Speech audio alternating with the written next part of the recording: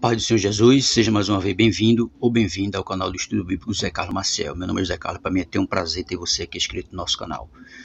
Você que se inscreveu recentemente, curta, comente, deixe sua sugestão naquilo que nós precisamos melhorar. E hoje nós vamos estudar a lição da Escola Bíblica Dominical, a lição 11. A lição 11, o reinado de Ezequias. O reinado de Ezequias, a lição 11, leitura bíblica em classe. Ela está em 2 Reis, capítulo 18, versículo do 1 a 3, versículo 13, versículo 28 e versículo 29. E o capítulo 19, do versículo 1, do versículo 5 a 7, do versículo 15, versículo 16, versículo 20 e versículo 21. O objetivo geral da lição: asseverar que o Senhor ouve a oração dos que o temem. Os objetivos específicos são três. Primeiro, apresentar o íntegro reinado de Ezequias. Segundo, sinalizar as afrontas de Senaqueribe. Terceiro, registrar o fim de Senaqueribe. A nossa lição está dividida em 3 pontos. Seu primeiro ponto, o justo reinado de Ezequias, com o primeiro subponto, um rei reformista. Segundo subponto, a purificação dos lugares sagrados. Terceiro, a adoração nacional. Segundo ponto, Senaqueribe invade Judá. As ameaças de Senaqueribe, primeiro subponto. Segundo subponto, o temor do rei Ezequias. Terceiro ponto, a adoração ao rei e o livramento do Senhor. A oração do rei e o livramento do Senhor. Primeiro subponto, a oração confiante de Ezequias. Segundo subponto, Deus conforta o rei, e a conclusão da nossa lição. A nossa leitura bíblica em classe, segundo livro do Reis, capítulo 18, versículo 1 a 3, e o versículo 13, o versículo 28, 29 e o capítulo 19, que diz assim, segundo livro do Rei 18, versículo 1. E sucedeu que no terceiro ano de Oséias, filho de Elã, rei de Israel, começou a reinar Ezequias, filho de Acais, rei de Judá. Tinha 25 anos de idade quando começou a reinar, e 29 anos reinou em Jerusalém. E era o nome de sua mãe Abi, filha de Zacarias. E fez o que era reto aos olhos do Senhor, conforme tudo o que fizera Davi seu pai. Porém, no ano 14º do rei Ezequias, subiu Senaqueribe, rei da Síria, contra todas as cidades fortes de Judá, e as tomou. Rabsaque se pôs em pé, e clamou em alta voz em judaico, e falou e disse: ouve a palavra do grande rei, o rei da Síria. Assim diz o rei: não vos engane, Ezequias, porque não vos poderá livrar da sua mão. Segundo livro do Reis, capítulo 19, versículo 1. E aconteceu que Ezequias, tendo ouvido, rasgou as suas vestes e se cobriu de pano de saco e entrou na casa do Senhor. Versículo 5. E os servos do rei Ezequias vieram a Isaías. E Isaías lhe disse: assim direis ao vosso Senhor: assim diz o Senhor, não temas as palavras que ouviste, com as quais os servos do rei da Síria me blasfemaram. Eis que meterei nele um espírito, e ele ouvirá um ruído, e voltará para a sua terra. A espada farei cair na sua terra. E orou Ezequias perante o Senhor, e disse: ó Senhor, Deus de Israel, que habita entre os querubins, tu mesmo, só tu és Deus de todos os reinos da terra. Tu fizeste os céus e a terra. Inclina, Senhor, o teu ouvido e ouve. Abre, Senhor, os teus olhos e olha, e ouve as palavras de Senaqueribe, que ele enviou para profanar o Deus vivo. Então Isaías, filho de Amós, mandou dizer a Ezequias: assim diz o Senhor, Deus de Israel, o que me pediste acerca de Senaqueribe, rei da Síria, eu o ouvi. E esta é a palavra que o Senhor falou dele: a virgem, a filha de Sião, te despreza, te zomba, a filha de Jerusalém, nemeia a cabeça por detrás de ti. Nossa verdade textual vai dizer: no Senhor Deus de Israel, confiou de maneira que depois dele não houve seu semelhante entre todos os reis de Judá, nem entre os que foram antes dele. Segundo o livro Rei 18, verso 5. Verdade prática vai dizer: Deus sempre ouve e guarda os sinceros de coração, que o obedecem e procuram agradá-lo. Deus sempre ouve e guarda os sinceros de coração, que o obedecem e procuram agradá-lo. Observe que no livro de 2 Reis, capítulo 18, verso 5, vai dizer que no Senhor, Deus de Israel, confiou, né? Vai dizer que o rei Ezequias confiou no rei de Israel. E depois, antes dele, nem depois dele, né, teve rei igual, né? Prova que ele foi um rei temente a Deus, né? Ele não fazia as coisas do jeito, da forma que ele queria, né? Quando ele assumiu o trono, que viu a idolatria, a primeira coisa que ele fez foi um avivamento, né, no meio do povo, porque ele viu que o povo estava precisando desse avivamento, e foi o que ele fez. A nossa introdução vai dizer assim: nesta lição trataremos do rei Ezequias, né, o 13º rei de Judá, 715 a.C., e do seu reinado, que foi um dos mais notáveis de Judá. Segundo a Bíblia, ele agiu de modo aprovado diante do Eterno, tal como havia procedido o rei Davi, 2 Reis 18, de 1 a 3. Seu nome hebraico significa Jeová fortalece. Ele começou a reinar quando o rei Oséias, último rei de Israel, estava no seu 3º ano de reinado. Ele era filho de Acais. Ezequias tinha 25 anos de idade quando começou a reinar e governou 29 anos em Jerusalém. Segundas Crônicas, capítulo 29, versículo 1. Judá teve apenas 6 reis cujo nome passaram para a história como bons reis. E Ezequias estava nessa escassa lista que contava ainda com o rei Asa, Josafá, Joás, Jotão e Josias. Veja, uma escassa lista de reis que fizeram aquilo que Deus queria, né? Que viviam nos caminhos do Senhor, que faziam a vontade de Deus. Veja que muitos do rei de lá não faziam, mas eles fez a vontade de Deus. As Escrituras Sagradas declaram que Ezequias reformou o culto e a adoração a Deus, destruiu todos os ídolos, determinou o retorno da comemoração das festas determinada na lei, principalmente da Páscoa, o que culminou num grande avivamento no povo de Deus. Veja que a Páscoa fazia muito tempo que não era celebrada. E quando ele assumiu o trono, a primeira coisa que ele fez foi fazer isso, né? Retornar às festas, né, cerimoniais, e principalmente a festa da Páscoa, que fazia muito tempo que o povo não comemorava. Veja como estava a situação do povo. Estava em completamente idolatria. Não estavam mais servindo a Deus, estavam servindo aos deuses dos ídolos. O que culminou num grande avivamento no povo de Deus, pois, por ter sido fiel ao Senhor até o fim de seu reinado, Deus honrou a sua fé e lhe deu grandes vitórias nos momentos mais cruentos do seu reinado. Somos honrados pelo Senhor sempre que permanecemos fiéis e tementes a Ele. A história de Ezequias tem muito a nos ensinar. É só o que vamos estudar nesta lição, né? É o que vamos estudar nessa lição, porque tem muito a nos ensinar. Porque veja que quando ele assumiu o trono e foi fazer a vontade de Deus, ele foi um bom rei, né? Porque os outros reis antes dele não estavam fazendo isso, estavam vivendo, que o povo estava vivendo completamente uma completa idolatria. Nem a Páscoa estava sendo celebrada mais. Veja, as festas não existiam. Então veja que ele fez o que era reto aos olhos de Deus, porque é isso que os reis devem fazer, né? Seguir os caminhos do Senhor, não seguir os seus próprios caminhos. E com Ezequias não foi diferente, né? Ele procurou servir a Deus da melhor maneira possível. E aí o nosso primeiro ponto vai dizer assim: o justo reinado de Ezequias, né? Porque veja que o reinado dele foi um reino justo.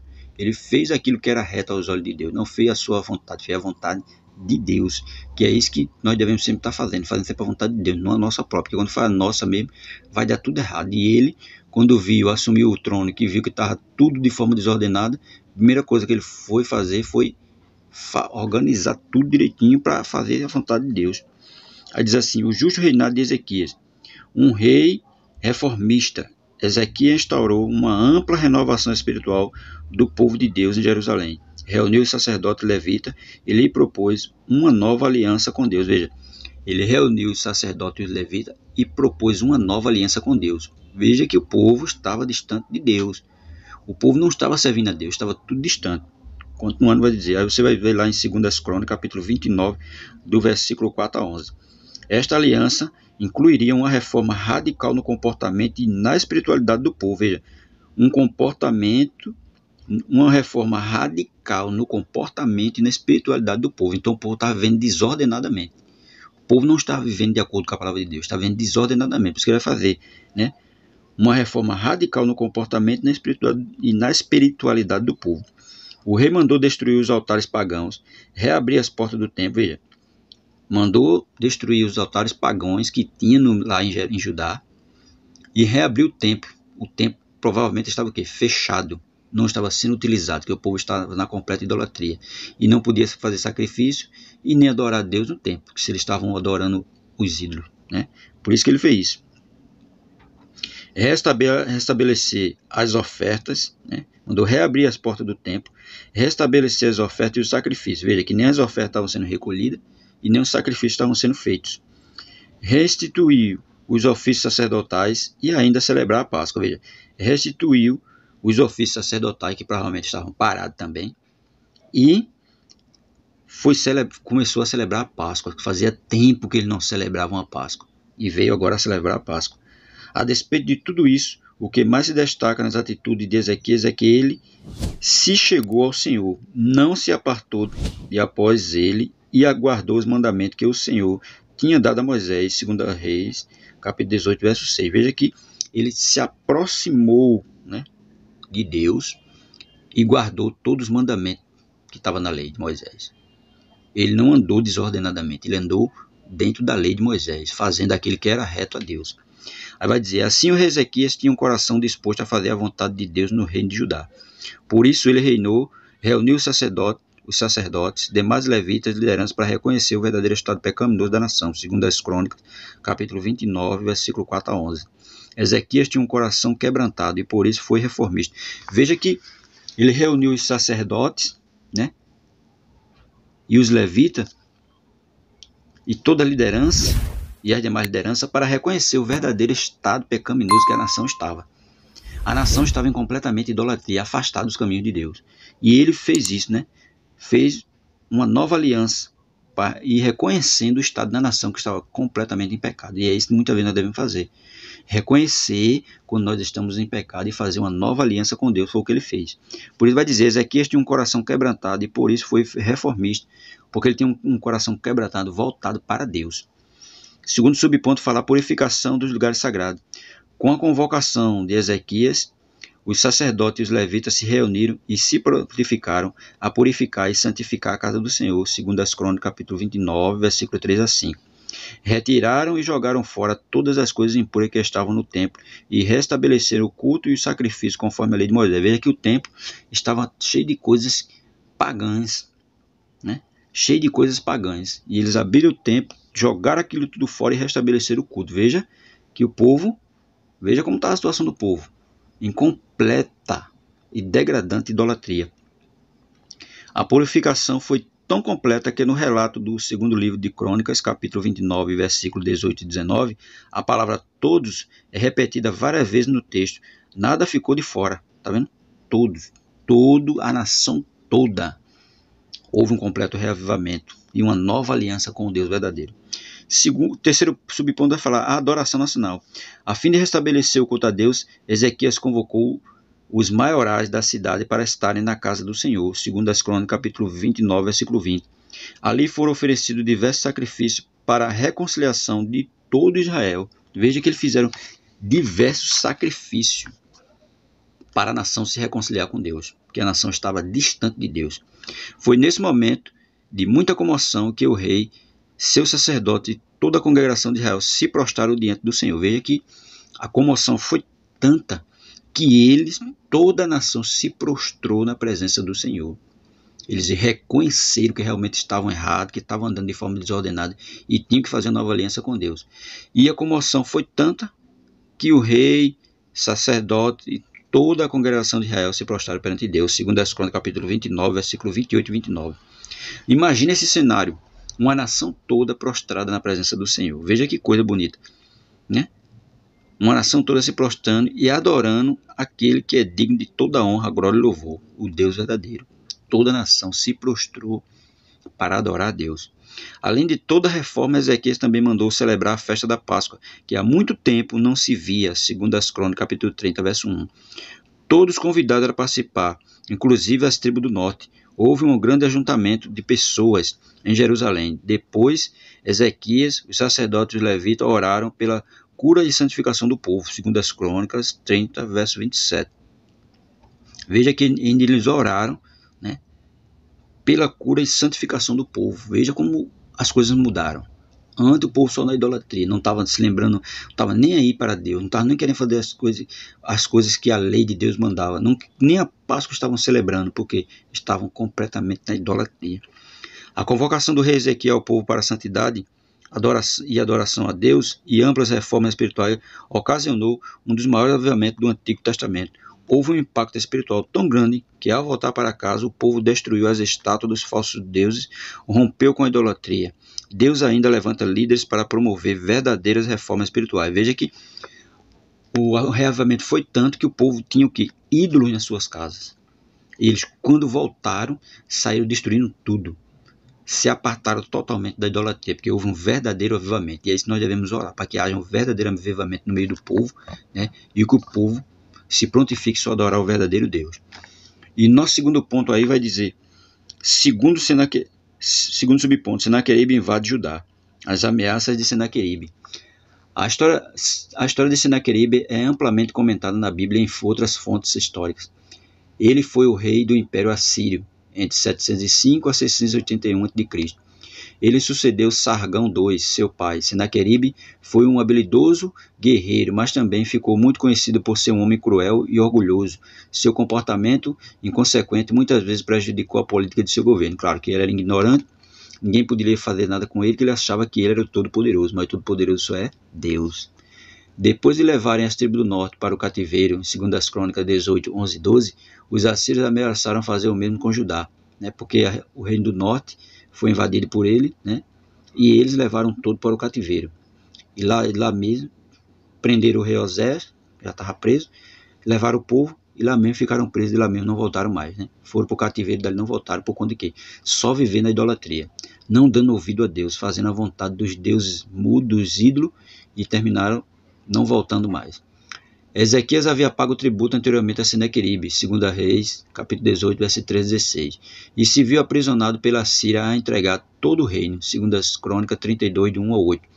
Durante o cerco a Jerusalém, Senaqueribe, por meio de seus oficiais, usou como estratégia indicativa a difamação de Ezequias e o afrontamento da grandeza de seu Deus, 2 Crônicas 32, de 10 a 15. Ezequias, vendo ameaças insistentes e intimidadoras ao povo de Judá e ao Deus de Israel, Ezequias não se rendeu e mandou cortar o abastecimento de água fora da cidade, fez reparo no muro de Jerusalém, providenciou armas e oficiais de guerra e incentivou o povo a olhar para Deus, não olhar para os ídolos, mas olhar para Deus, não para o poderio bélico do exército assírio. Disse Ezequias: com ele está o braço de carne, mas conosco está o Senhor, nosso Deus, para nos ajudar e para guerrear as nossas guerras. É claro, Deus estava ali para ajudar ele, né? O que faltava a ele era se voltar para Deus. E quando teve um verdadeiro reavivamento espiritual, ele teve confiança que Deus ia ajudar. O povo se animou com as palavras de Ezequias, rei de Judá, segundo as Crônicas 32 e 8. Quando o crente se volta piedosamente a fazer a vontade de Deus e confiar somente nele, não teme nenhuma ameaça, mesmo que o seu inimigo demonstre ser humanamente superior e invencível, né? Mas a gente tem aí o exemplo de Davi, né? Que mesmo Davi, Golias, um gigante, Davi com uma pedrinha, foi lá e botou ele abaixo, porque não foi Davi propriamente, sim, mas a confiança que ele tinha em Deus, e Deus usou ele tremendamente naquele momento, porque Deus ele usa, né, o ser humano em ocasiões que para ele não vê nenhuma saída, mas Deus está ali auxiliando e vai usar. Por isso que temos que confiar somente em Deus e se voltar somente para Ele. O temor, segundo o ponto, eu falo, o temor do rei Ezequias. As ameaças insistentes de Senaqueribe e a sua manipulação psicológica foi tão intensa que pasmaram o povo e o próprio Ezequias. Toda a coisa foi dominada pelo medo, segundo as Reis 18 e 37 e 19 e 1. Mas Ezequias tinha um grande escape, o braço poderoso de Deus para proteger o seu povo. Diante daquelas ameaças e insultos ao Deus de Israel, Ezequias consultou o Senhor e pediu o seu socorro. É a melhor coisa a fazer, né? Porque a gente vê que quando as coisas estão difíceis, quando a gente não vê nenhuma saída, o melhor é o quê? Confiar em Deus e buscar o socorro dele. Foi isso que ele fez.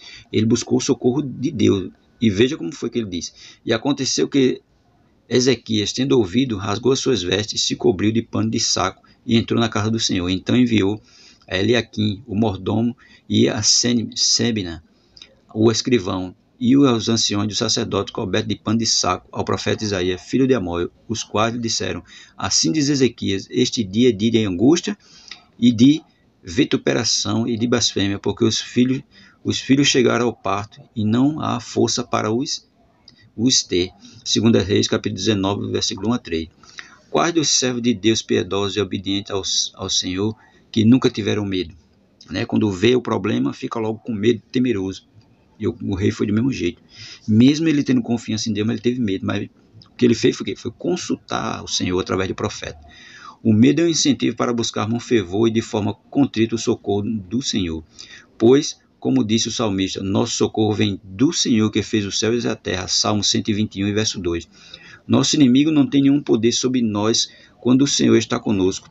Todas as suas pretensões passam pelo crivo e aprovação do Senhor, né? Tudo passa por ele. Por isso que ele vai dizer, a obediência a Deus não é sinônimo de ausência de problemas e enfrentamentos. Entretanto, a mão protetora do Altíssimo nunca deixa seu povo desamparado, é claro. Isso serve de lição para todos nós, né? Todos nós vamos passar problema.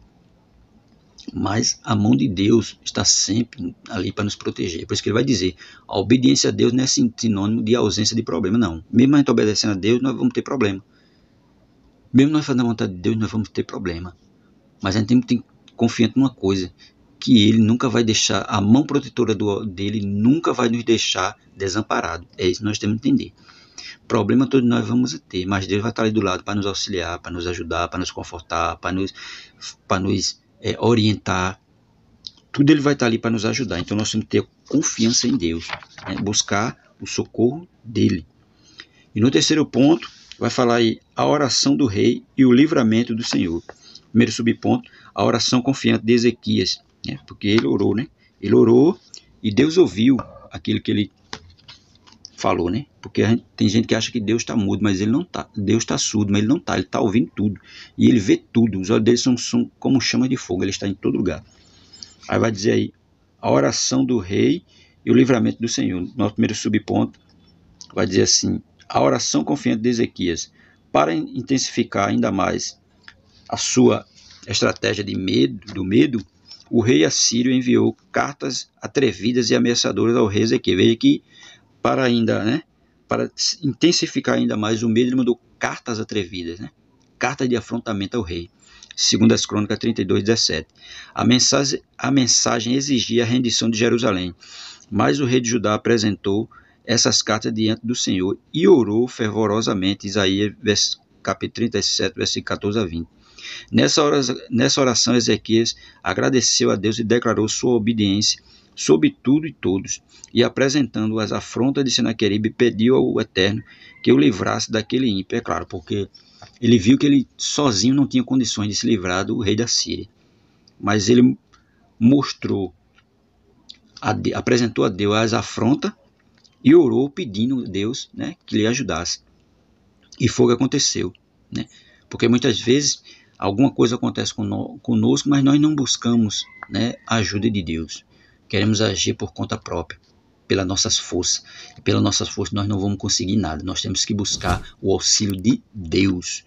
Foi o que ele fez. Orou, apresentou as cartas de afronta e pediu o livramento do Senhor sobre daquele ímpio. Que é isso que nós devemos fazer. Se alguém vai afrontar a gente, se alguém vai querer vir contra nós, não devemos nos desesperar. Claro, como ser humano nós nos desesperamos. Mas a gente vai buscar o auxílio de Deus, que Deus é quem vai tomar a providência, não nós. E foi o que o rei fez, né? Viu as cartas de afronta, ficou temeroso, não só ele, mas como a nação, mas ele buscou a Deus. E Deus é quem ia resolver aquele problema, e foi Deus quem resolveu. Segundo subponto, vai dizer, Deus conforta o rei. Deus usou o profeta Isaías para confortar o rei Ezequias e mostrar que estava com ele.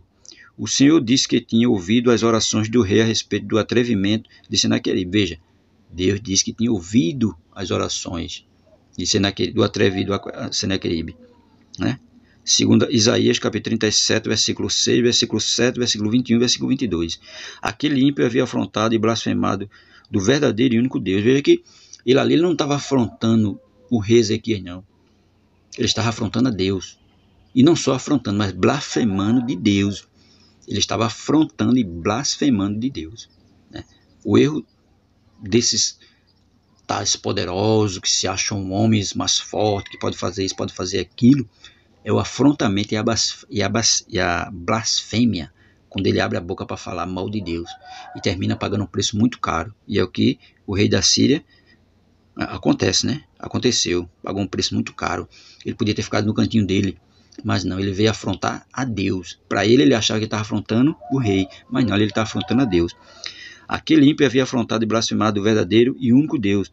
Naquela mesma noite, sem que Ezequiel usasse qualquer arma, o Senhor dos Exércitos lhe deu o livramento. O anjo do Senhor foi enviado por Deus e matou de uma só vez 185.000 assírios, segundo o livro do Reis, capítulo 19, versículo 35. Veja, ele não estava afrontando a Deus, o rei Ezequiel, ele estava afrontando a Deus. E por conta desse afrontamento, Deus envia um anjo e mata, veja, 185.000 assírios, 185.000 soldados dele foi morto num momento só. Por quê? Porque ele estava afrontando a Deus. E ninguém pode afrontar a Deus. Deus não se deixa escarnecer por ninguém. Ele mesmo toma as providências. O rei orou, pediu a misericórdia, pediu o livramento e Deus atendeu. E numa noite só morreu, de uma vez só, morreu 185.000 assírios. O fim de Senaqueribe não poderia ser mais trágico. Foi assassinado pelos próprios filhos, segundo as Crônicas 32 e 21. Veja o final dele como foi. Foi assassinado pelos próprios filhos. Tanta arrogância, tanta brutalidade, querendo ser mais do que todo mundo, querendo ser mais do que Deus, e os próprios filhos acabou com ele. Tá vendo? Não pode ser assim. A pessoa às vezes acha que é forte, às vezes acha que pode, às vezes acha que é tudo, e às vezes não é nada. Tudo é Deus. E o rei fez a coisa mais certa. Buscou ao Senhor para se livrar daquilo ali. Não buscou sua própria força, porque ele não tinha. A força vinha de quem? De Deus. E Deus agiu no momento certo. No momento que tinha de agir, Deus foi lá e tomou uma providência. E de uma vez só, 185.000 assírios foi morto. Só num momento só. Não precisou nem o rei nem levantar uma arma. Veja, quando ele buscou a presença de Deus. E Deus foi lá e tomou a providência. Para concluir, como um reformador, Ezequias estava preocupado com a obediência no presente. Judá estava cheio de lembranças visuais da falta de confiança do povo de Deus. E Ezequias corajosamente limpou a nação da idolatria. Altares, ídolos e templos pagãos foram destruídos. Até mesmo a serpente de bronze que Moisés havia feito no deserto não foi poupada, porque esta havia parado de direcionar o povo a Deus e se tornando também um ídolo, chamado Neustan. 2 Reis 18:4. Veja que o povo estava adorando até a serpente que foi levantada, né? Que a serpente foi levantada para curar o povo das picadas das cobras. E a serpente estava lá no meio do povo, sendo levantada e sendo adorada. O povo estava se desviando do verdadeiro Deus para adorar até a serpente. Como vimos, o templo em Jerusalém, cujas portas haviam sido lacradas pelo próprio pai de Ezequias, foi totalmente limpo e reaberto. A Páscoa foi restituída como um feriado nacional, e houve um reavivamento em Judá. No momento de maior aflição e da prova, como foi a ameaça do rei Assíria, ele buscou o Senhor e confiou no seu livramento. A sua oração é um modelo para nós. Não devemos ter medo de nos aproximar do Senhor em oração, mas precisamos nos unir a Ele com respeito por quem Ele é e pelo que Ele pode fazer em nosso benefício. Glória seja dada a Ele, o Senhor dos Exércitos. É claro, nós devemos nos aproximar com Deus com respeito, com confiança, com fé, que Ele vai fazer aquilo que apraz a nossa vida. Não com desconfiança nem com incredulidade, mas com fé, crendo que Ele pode fazer aquilo que Ele apraz para a nossa vida. Que Deus abençoe a todos, que você possa assistir o vídeo, gostar, compartilhar para alguém e, se possível, indicar o nosso canal para mais alguém.